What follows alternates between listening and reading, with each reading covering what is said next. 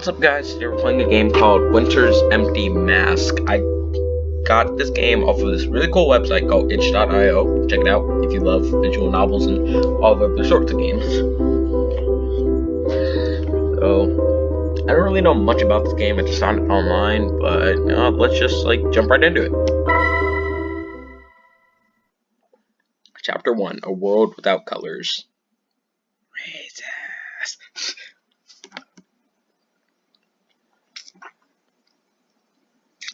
Loading.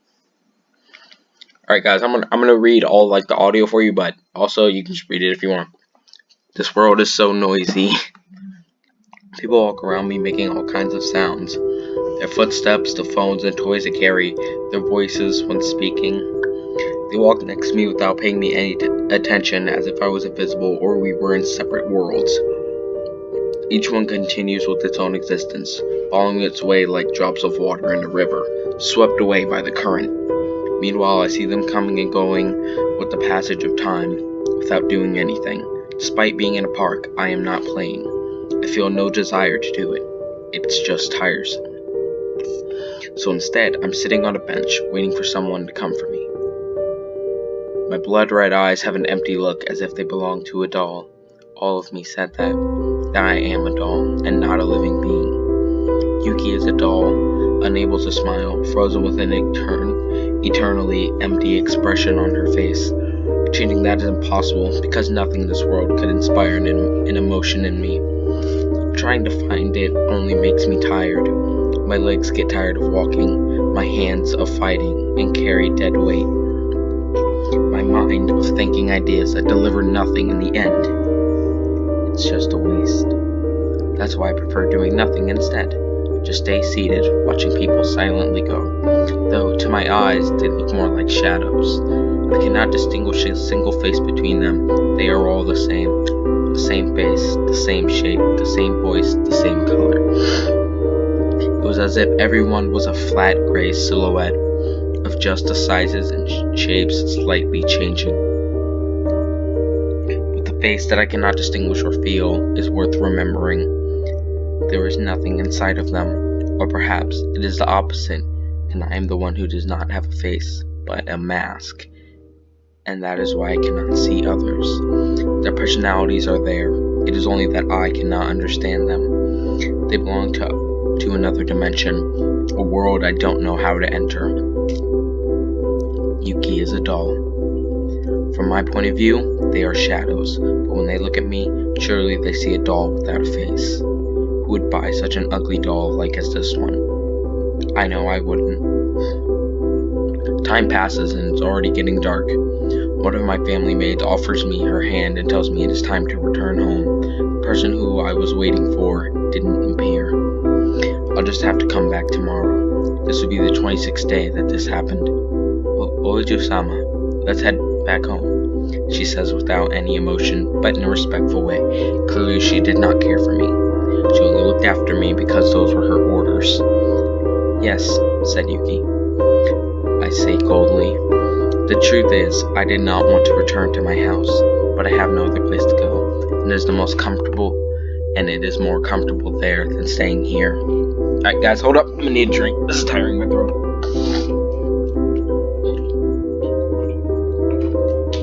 That good old H2O keeps you strong and healthy. Momoji, the city where I live. Called like that because of the falling leaves in autumn. Every year they fall and create a beautiful scene that draws visitors from miles around. Even people from outside the country have come to visit and see the leaves fall. There are those who even think it compares to the spring festival, when the cherry blossoms bloom. No, they cannot. Cherry blossoms, freaking beautiful. To my eyes, the leaves have no color, and seeing them fall is nothing special. It's almost the same as watching the rain or snow. Just an occurrence, something that happens for mundane reasons. But I have to confess, though, that I have sometimes stayed for hours watching them fall, wherever it leaves, rain or snow, simply because it was less boring than watching a static object. Although murders, assaults, thefts, burglaries, and other crimes happen often in Momoji, the city has a strong economy, and the population only grows every year.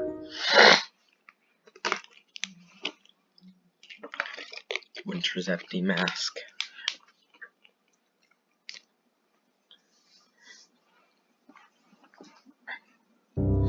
Now, it is autumn, and I watch the leaves falling silently with elegance while children play in the park and their mothers chit-chat nearby.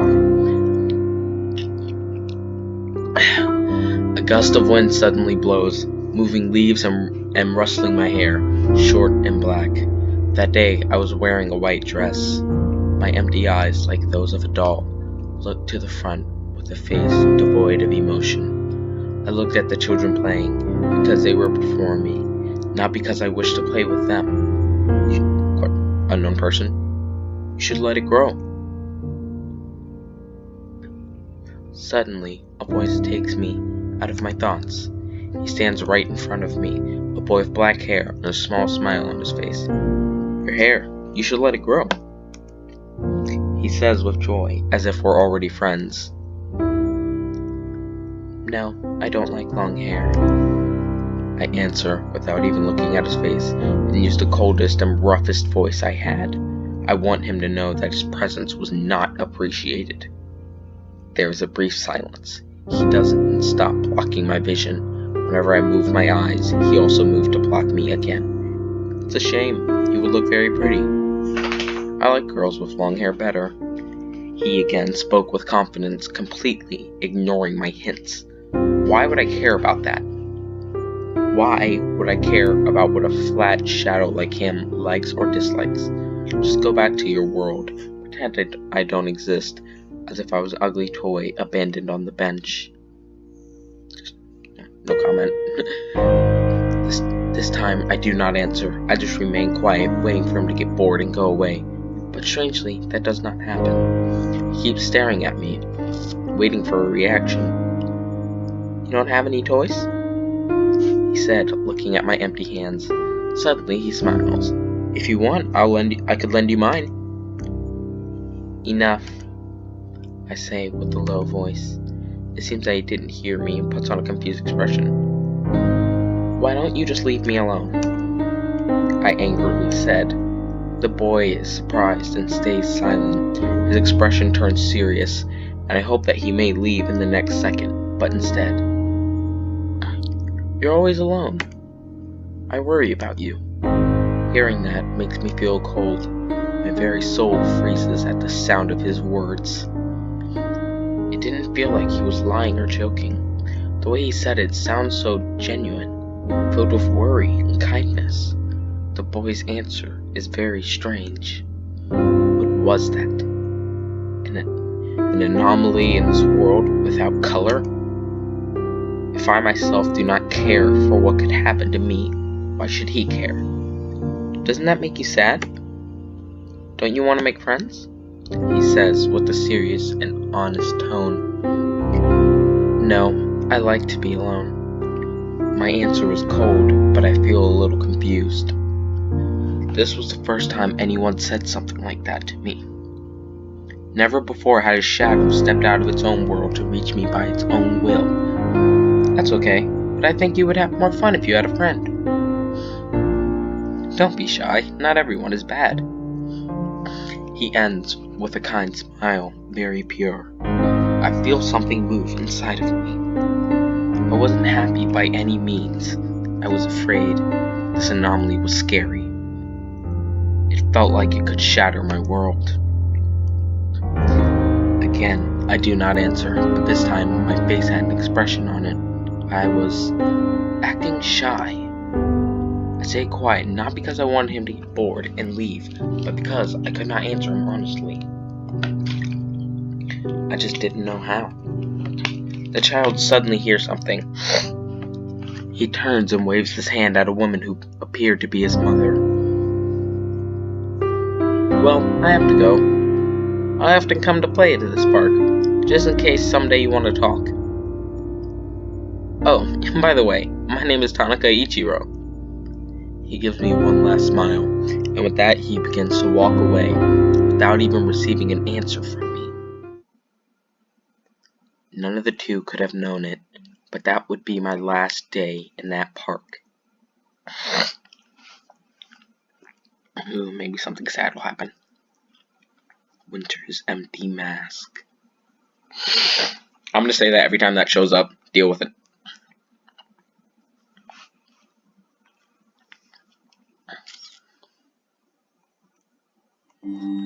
Time passed as usual, with nothing worthy of notice. It was getting dark. I saw how, slowly, people were leaving the park until it was completely empty. "Are you alone?" said an unknown man, leaning so I could see his eyes. I nod, but that was a lie.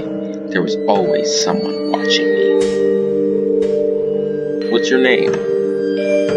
asked with feigned friendliness, so fake it was almost laughable. "Kurosawa Yuki," I answer, showing no emotion, no fear, sadness, or distrust. My bad, guys. "Come with me. I'll help you find your mother," he said then. He then said, with a nasty smile at the same time, he pulls my hand. Without any resistance, I follow him. The man leads me through unknown streets. As we walked, he was talking about how he would help me to find with my parents, and that I shouldn't be afraid. But I do not listen to him. It was boring. For nearly 40 minutes, we walk along dark and unknown streets until he finally stops at a dead end. Dirty, with a foul stench in the air and full of trash bags. Some of them appear to have been opened by an animal or a bum to check the contents. I don't like the word bum. We're just going to say homeless person. Homeless person.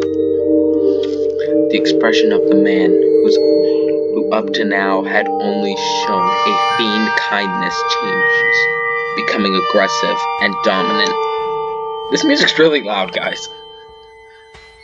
A man with short black hair, no mustache or beard, and wearing casual clothes. Just a gray shadow like the others.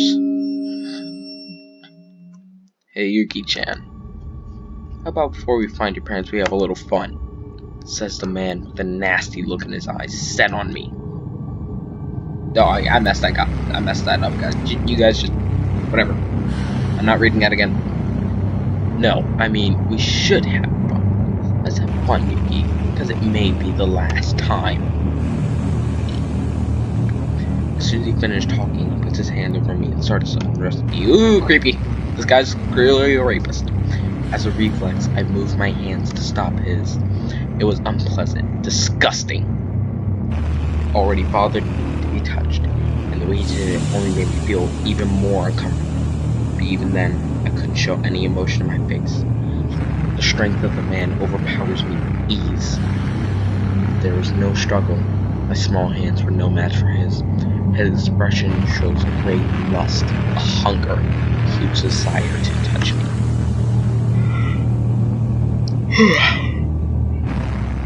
"What? Are you not going to cry?"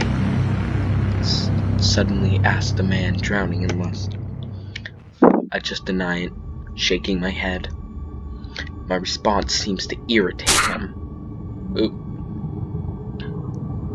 And I'm gonna reread that line since it just finished. My response seems to irritate him, and he slaps my face. The sound echoes in the entire alley. What a cruel shadow, but still boring. My left cheek turns red. I silently hold it out of reflex, with showing. Okay, they should have corrected that. It should say without showing any pain. I'll correct it. Without showing any pain. "You still don't want to cry?" he said with a dominant and mocking voice. This time, I do not respond, afraid of a second slap, or perhaps more because of discomfort more than fear. Even if unwanted pain was a fundamental part of my life, I didn't hate it. It It's only that I find it unpleasant and would rather avoid it if possible. My lack of response was not well taken. However, the man suddenly smiles with complete security. Ooh. That's fire. No? Alright, bad joke. I called myself on a bad joke. He then made a flame appear on his hand. The fire was slightly floating, about a centimeter above the skin on his palm. He smiles confident, knowing that he could cause me a lot of pain with that power he had, an inhuman power. If I burned your face, I'm sure it'd get some beautiful tears out of you. A disgusting threat, but very real. But you can't. I answer, lacking emotion, simply bored even when facing the promise of torture. And why is that? He asks, still showing a nasty and playful smile on his face. Because if you did that, I would become ugly, and you wouldn't want to touch me anymore. My answer is too serious and logical for how tense the situation was. As if it was a joke, the man suddenly starts laughing loudly. I see now, I see. You're a girl with mental retardation and your parents abandoned you in that park. How pitiable. Pitiable. What a disgusting image he had made of me, I thought. But I didn't mind. What a shadow thought of me is of no importance. Ignoring my feelings or the pain it would cause me, he simply continued his plans, looking for his own pleasure at the expense of my welfare. What he did to me was disgusting, like nothing I had ever felt before. Feeling it made my body affect me with his existence was unpleasant beyond words, but I did nothing to stop it. I couldn't even ignore him. Within minutes he stopped talking, only growing from him that couldn't be called words, and the sound of agitated breathing. Rape? So nasty, so gross. The shadow was so disgusting that I cannot begin to describe it. I just wanted to be over, wait patiently for it, patently. It was then when I saw the sign that I was looking for, finding the moment in which my attacker was more distracted and vulnerable. In an instant, I remove a long metal needle that was hidden within my own flesh. Cool. And bury it in the neck of my attacker. Naturally, I point the most valuable vein of the neck. The jugular?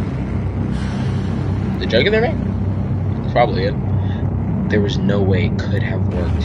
I knew he would notice and stop me in time. At least, that would have been the case had he been paying attention. Now, he was lost his own world. He was soon going to die. Immediately, the wound starts to bleed. All the precious red blood is pouring out of his body, covering us both. My white and clean face was now covered by blood. A doll's inexpressive face, stained by blood. As a reflex, he tries to push me away. We barely move, just enough to separate us. Now he doesn't look as happy or dominant, but furious. He hated me and cursed me with his eyes. That would hardly produce anything in me. Damn whore! Exclaims with anger, knowing that he's going to die. Who are you? He asks just before his body collapses, falling face up to the ground, leaving a large puddle of blood. My name is Aketsu Yuki, I say coldly while watching his eyes lose their light. A doll watching the final moment of a life, feeling nothing for it, but grateful that the unpleasant feeling had finally stopped. His last breath passes quickly, and in the next second, life had abandoned him. His gaze was unpleasant, his body limp and pale, his clothes painted in red. Now, I just need to check that he is dead, but checking for me has different meaning than other people. I do not check his pulse or breathing. Instead, I use another method much more effective. I stare at his body and move my hands as if directing an orchestra. Mysteriously, blood begins to flow back to him, filling his body again. His heart, once more, is beating, but this is to check that he has died, not to heal him.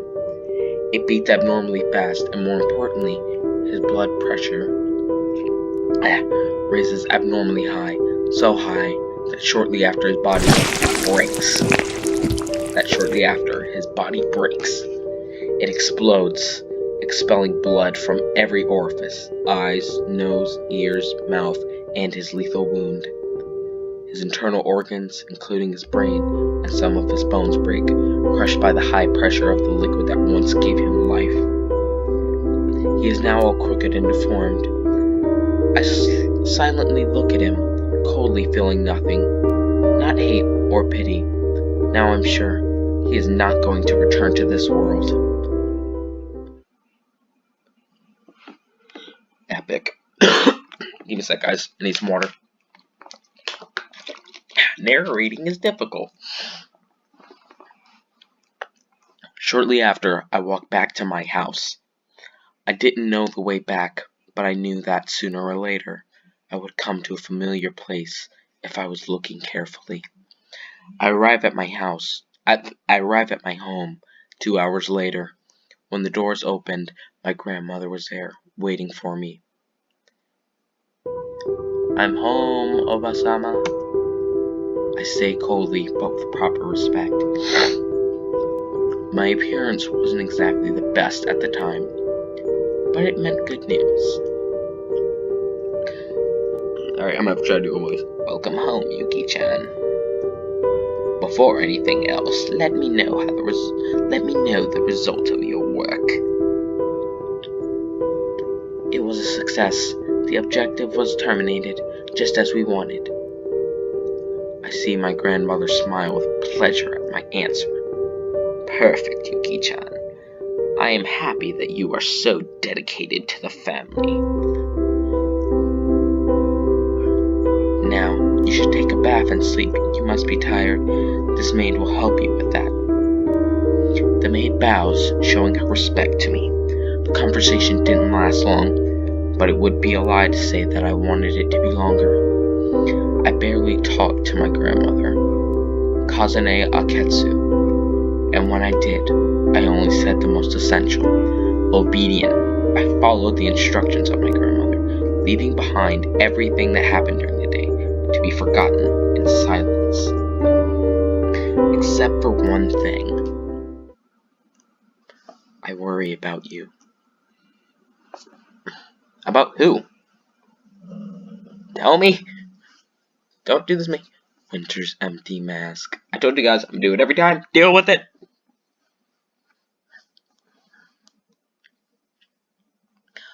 I do not know why, but those words echoed inside me. Just remembering them made my soul feel cold and shake again. Perhaps it wouldn't be so bad to let my hair grow. A doll with long hair looks cuter. I don't really care about that, but maybe there's a shadow out there that does. Sure, you might be able to pick up more targets.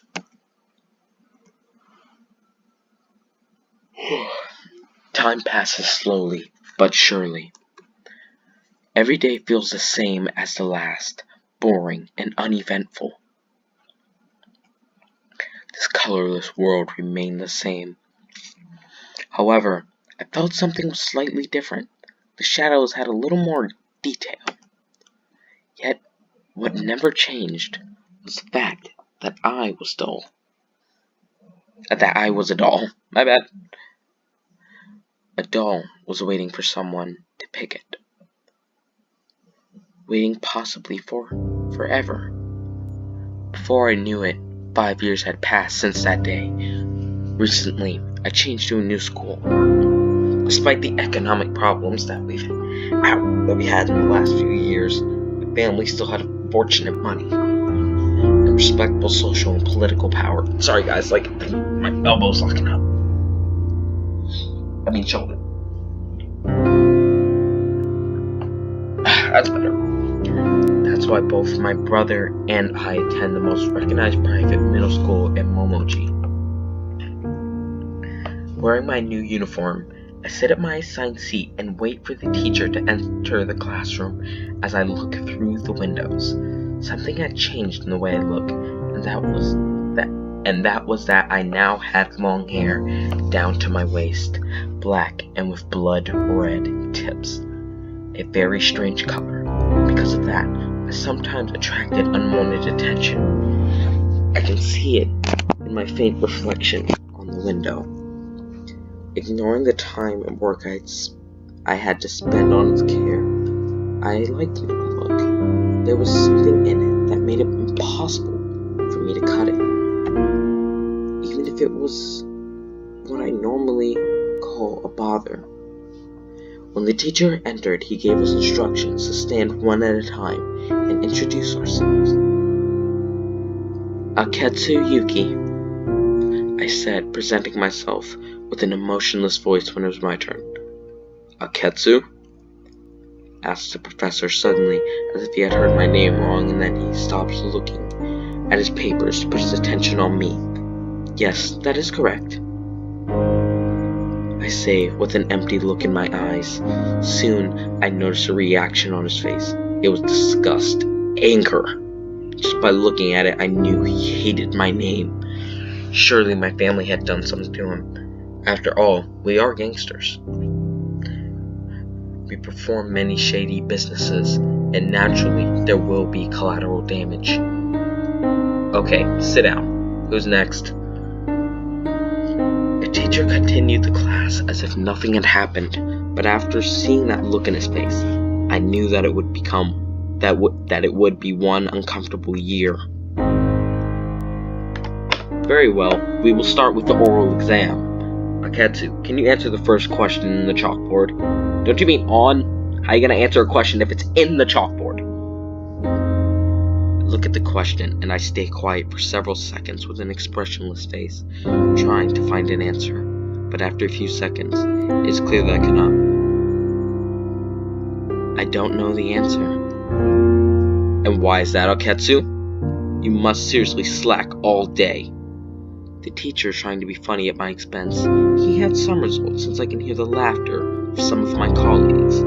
That information... Oh, wrong voice. That information was not given in class, nor is it in the book, Sensei. I respond coldly, almost like a machine. Laughs or not, I couldn't be bothered. That is not an excuse, Aketsu. You should investigate it yourself. You know what? Well, if it's nothing relevant to school, she doesn't have to study it. So you can go screw yourself, go somewhere else, just, assert everything that you're thinking right now. Matter of fact, just, shut yourself off from the rest of the world. Not in a dark way, just don't talk to people. You deserve not to talk to anybody if you're gonna act like that. Yes, her family may have done something to you, possibly, but that's not her. So you can back off. If you have time to look outside the window and stare at the flies around you, you should have the time to say more. Yeah, you're one of those flies, teacher.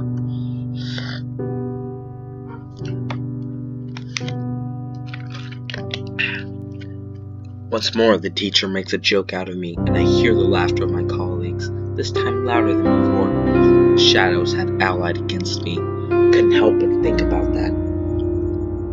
In my mind, I imagine the teacher disappearing one day. He simply doesn't come back to school anymore. It would be easy for me to kill him, or have my grandmother press to school to get him fired. But in reality, I do nothing more than look the other way, not caring about it. Nuisances are like that. They weigh on you at first, but once you are past them, they become nothing, disappearing without a trace. Shh, I'm narrating right now. I'm recording.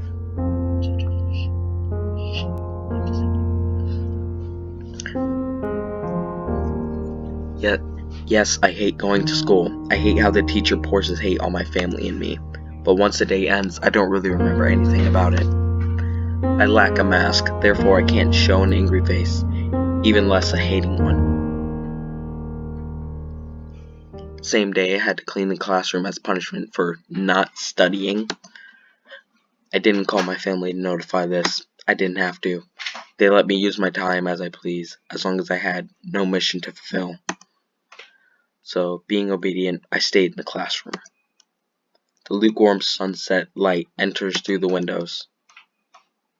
Who the heck is this?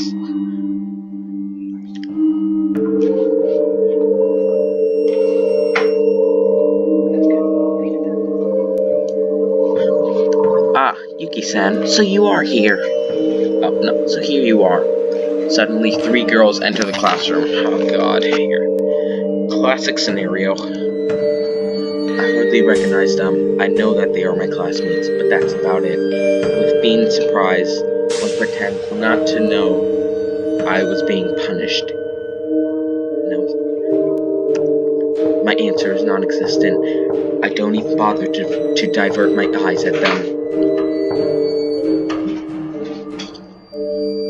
The girl angrily snorts, irritated by my boring answer. She walks toward me until she's just a step away. You know, it is very impolite not to respond when someone is talking to you, she says with an aggressive tone. Cynical, but my answer is still the same. None. Furious, the girl tries to grab my shoulder, but my reaction is faster, and I slap her hand away. My movement was so unexpected that she jumps back slightly, terrified. You're so weird, she says as an insult, yet I fail to see what is wrong with that. It isn't like being the same as everyone else was better. The girl looks at me with contempt, and then makes a sign with her hand, calling the others to get closer. They surround me and stare with a false expression of amusement on their faces. The situation is tense, threatening, but even then my eyes remained as the glass eyes of a doll.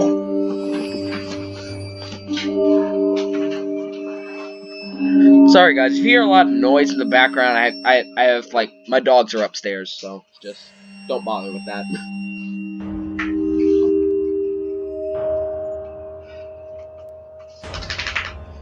The situation is tense, threatening, but even then my eyes remained as the glass eyes of a doll. They couldn't hurt me. Insults, reject, and humiliation meant nothing to me, who was without a mask and identity. I couldn't care any less, and if they tried to hurt me physically, I could kill them all without any effort. It was nothing but empty threats. Move, puppy.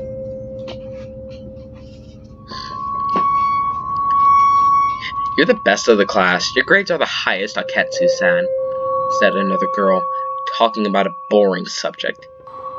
Teachers tell me that I should study more. I just listen. A boring answer to a boring question, said with no interest. I hear one of them laughing. My, you sure are a weirdo. No wonder why you have no friends. Was that a comment or an insult? Hey guys, there's nothing wrong with wanting to be by yourself. There's nothing wrong with it. Was it a comment or an insult? I really couldn't tell the difference, but I knew that it was true. Here, I have no friends, nor anywhere else. But even if she's such a freak, there are a lot of people who think she's cute. Can you believe that? That's some bad taste. You just mad because you ugly.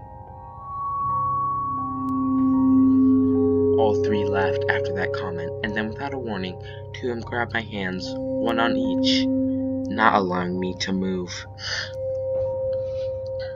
My face stays inexpressive, but my eyes were now moving at every direction, inspecting my surrounding and attackers.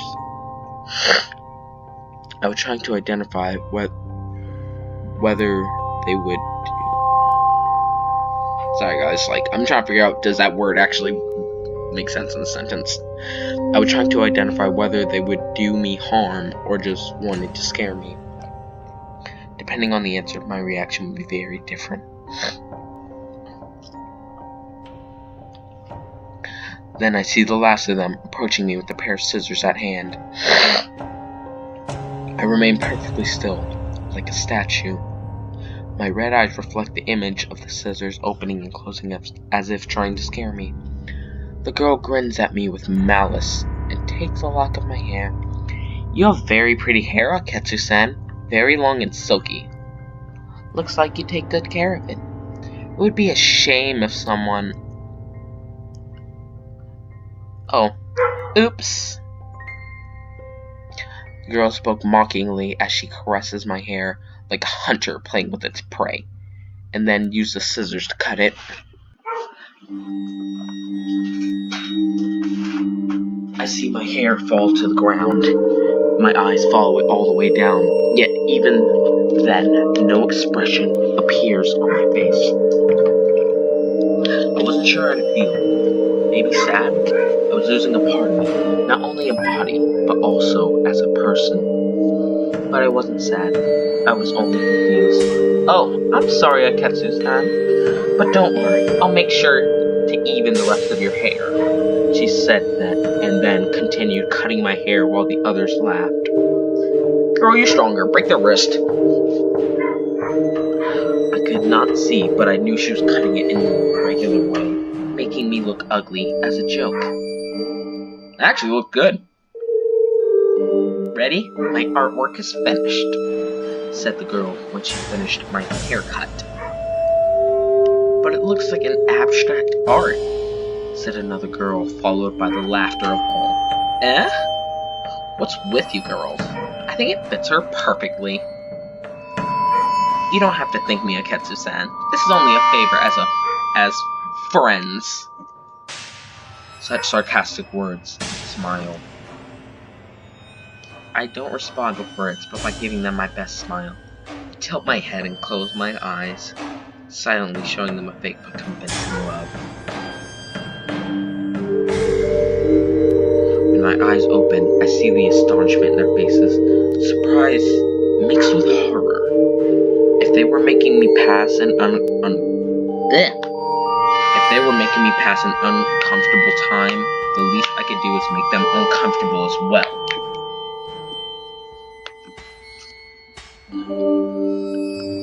Don't forget to clean that up, said the one with the scissors before turning her back on me and walking towards the door.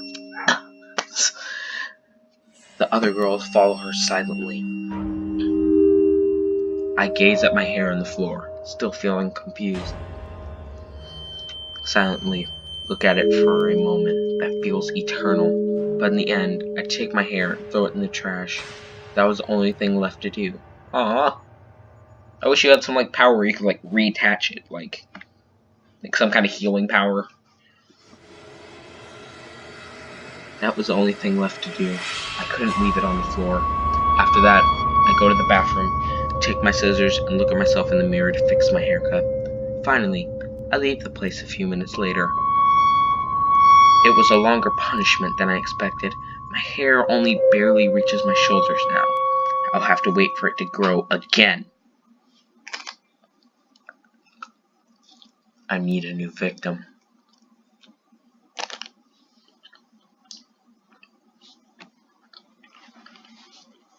Winter's empty mask.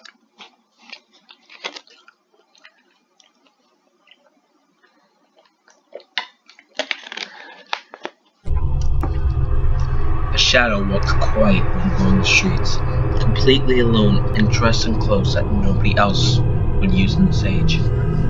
It isn't that the clothes are ugly or uncomfortable. It's actually quite the opposite. But they are very old-fashioned and inappropriate for the place.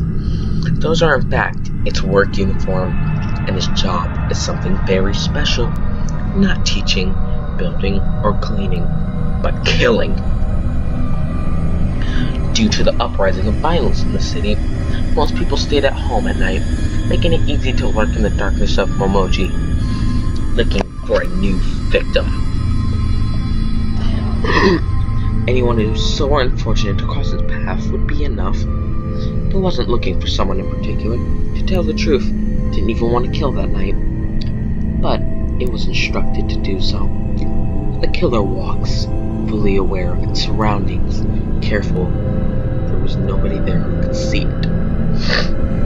Like an animal hunting.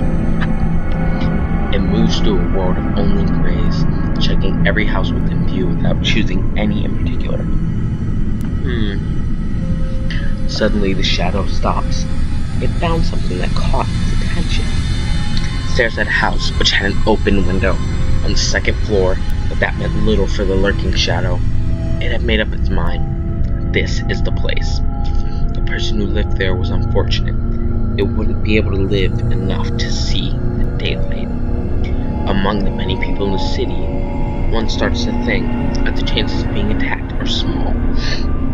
And you may be right, but still, someone has to be the unlucky one, and it could be anyone. Soon, the killer was already standing inside the house. It walked slowly, observing the room. Nothing worthy of notice here, but it looked like the victim was inside the house.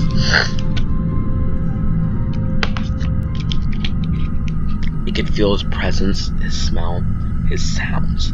The victim was on the first floor, possibly working, writing, or signing something. I hate qualifying exams. Damn work. I should just fail everyone. The man speaks to himself, only expressing frustration. I mean, hey, then you shouldn't have become a teacher. It was a terribly familiar voice. He was absorbed by his work, reading and checking page after page of exams. Some way, those tests were of life or death importance. How ironic. Or maybe it would be better to say, how fitting. The assassin moved stealthily and undetected. When it was just 6 steps away from the victim, and intentionally stomps loudly. Surprised and scared, the man instantly turns his head, discovering his unwanted guest. A small statue, a creepy gas mask with red eyes, covered by an old camouflage cape. This reminds me of something out of like a horror movie. Imagine the surprise of the poor teacher to see that person inside his house late at night. He was more than terrified, but he felt life-threatened. "Who the hell are you?" he asked the unknown burglar. At the same time, he took from his pocket a self-defense weapon, a stun gun. It is easy to see the fear shining in his eyes. His hands are shaking. It was clear that he was an expert fighter, much unlike the assassin. The assassin does nothing. Just stare at him while heavy breathing. Make him more nervous by not even moving a muscle. Soon enough, the teacher can't stand his presence anymore and attacks. It's pathetic. The assassin skillfully grabs his wrist and twists it with inhuman force, breaking the bones and forcing him to drop the stun gun, all while moving behind him, all done in the blink of an eye. The teacher can't even scream in pain because the assassin pressed his neck with the other arm, choking him almost to death, almost breaking his neck too. One can hear his noises, gasping desperately for air, but this is not the way he'll die. Suddenly, the assassin hits him in the stomach and then kicks him away from the stun gun. The man bends in pain on the floor. He is sobbing, crying. It only took a moment to defeat him. Coldly, the assassin stands right next to him, looking down at him. Once again, he can hear the heavy breathing. The teacher stared at Black Mouse without saying a word. He was crying. What else could he do but that? He was afraid of what the assassin would do to him. Afraid of pain, afraid of dying. For many long seconds, which felt almost endless, they just stared at each other. The Black Mask told him nothing. He couldn't see what look the assassin had on his face and he was scared. Okay, guys, full disclaimer right here. Like, when I keep hearing the Black Mask, if any of you guys watch Riverdale, I keep thinking the Black Hood. Okay, don't judge me, but I keep thinking that every time I say Black Mask. Not knowing was scary. It made him imagine horrible things. Why are you doing this? Take all my money, I swear, not to call the police. Please, just don't kill me. I'll do anything, he said, while bowing to the assassin. He had lost all of his dignity. Living meant more for him than that. Pathetic. With a quick move of his hand, the assassin shoots 2 needles that nail the teacher's hands to the floor. Very painful. Soon, the red warm liquid flows out from his body. Naturally, he screams very loudly, but no one would come to his aid. He was alone, just like Assassin was, only that the last was a stronger one. Please, why are you doing this? Spare me. Please, I beg you, he said between sobs, as if somebody was bullying a little kid. I didn't do anything. You were the one who called this upon yourself. Finally, the assassin says something to him. His voice sounds deep and distorted. Nothing like his real voice.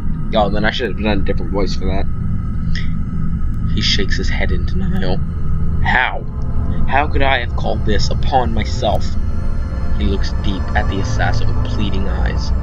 Looks like he had given up on saving his life, and now only cared for knowing the reason for his death. Because you left your window open. That's really the only reason. Yeah, guys, I'm gonna do a different voice, unless the character takes the gas mask off. Was the cruel answer, said so coldly, it must have turned his blood to ice. There is brief silence. No, that isn't right. That can't be true. He cries at those words, unable to bear his pain. His soul is now hurting more than his wounded body, unable to accept the truth. He is staring at the assassin with his disgusting face, covered in tears and snot, crying. No, his face was already disgusting even before crying. That's because the assassin knew him. Do you really need a reason? The assassin asks, getting no answer, but his eyes tell it that he yearns for it. Very well then, how about this one? The assassin said. Whoa! Wait, when did that hair turn red? Okay, either she has some power that'll turn that red, or she's dyeing her hair. At the same time, it takes off his mask, revealing its identity. Red glass eyes, black hair, and inexpressive face. He recognized her instantly. He's at a loss for words. Winter's empty mask.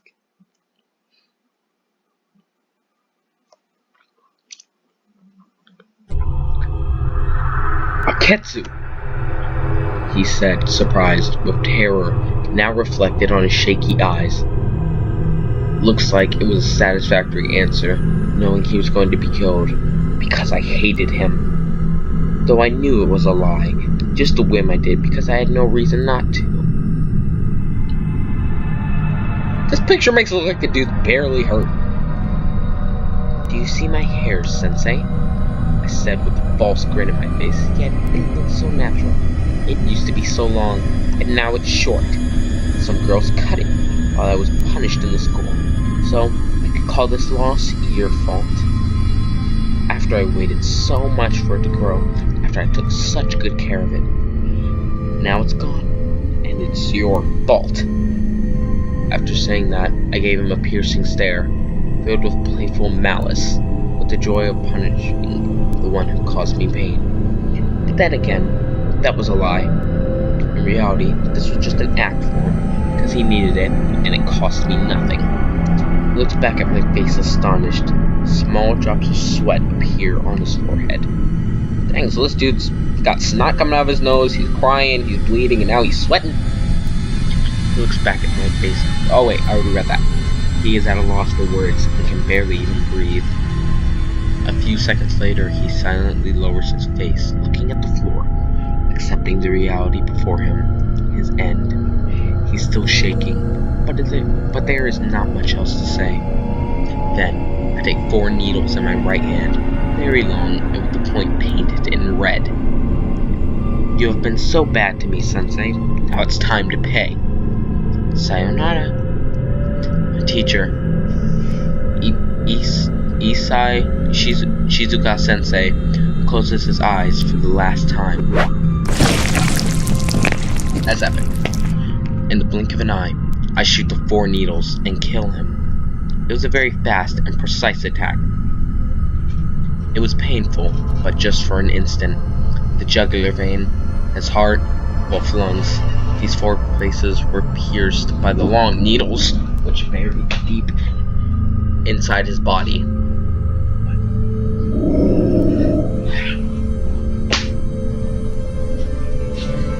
Soon I stare at his lifeless body under a puddle of red blood. Shut up. Dumb dog. Oh my god. God. Seriously? Shut up. Shut up. He is dead. All of me knows there was no way he could have survived that. It wouldn't be human to do so. It was useless to do it, but those were my orders. I would have to check he was dead, just like I did with my other victims. I wonder how many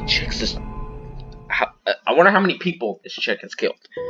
I extend my right hand and point at him with my palm. Soon the blood flows back to his body, almost as if I was reversing time, but that was by no means a healing power. His body slightly wiggles from the super high blood pressure, and then he explodes, ejecting blood from all of his holes with so much force that it stains my clothes and the walls nearby. He was now completely destroyed inside, crushed and torn. The vital fluid had crushed all bones and organs, leaving only a meat jelly. That sounds good and weird. Mysteriously, the drops of blood fall from my clothes a little later, as if they were made of impermeable plastic instead of cloth, leaving them completely clean in seconds. Making all that happen was really easy with my powers. I couldn't say I was going to miss my teacher, but there was a part of me that felt relief, because from now on my days of school, wouldn't be so uncomfortable. Now, I look at one of the stained walls and think about doing something unnecessary. Ooh, graffiti? There's a colorless world made of only grays, but perhaps sometimes there appears one more color. A color that follows me and knows me very intimately. A color that blooms in the injuries and deaths. Red. A color which means my way of life and my power. I then move my hands as if directing an orchestra of bloody musicians and artists. Obeying, the drops of blood move, some even floating in air, writing a message. I love this color. Red.